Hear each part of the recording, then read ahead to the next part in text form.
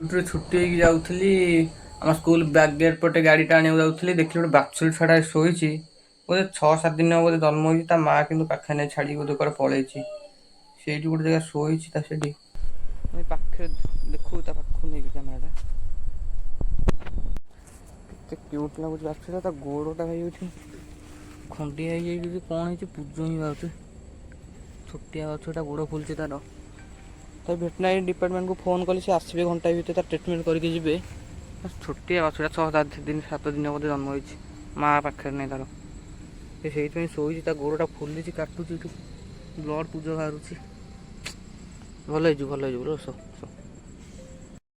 ତଥାପି ମୁଁ ସିକ୍ୟୁରିଟି ପାଇଁ କହିଦେଇଛି, ସେ ଆନିମଲ୍ସ ହେଲ୍ପଲାଇନ୍ ବାଲା ଆସିଲେ ଡକ୍ଟରଙ୍କୁ ଟିକେ ଦେଖେଇଦେବେ ଏଇଠି ବାଛୁରୀଟା ଶୋଇଛି ବୋଲି, ଟିକେ ମେଡ଼ିସିନ ମାରିଦେବେ, ତାର କ'ଣ ହେଇଛି ଟିକେ ଦେଖିଦେଇକି ଯିବେ।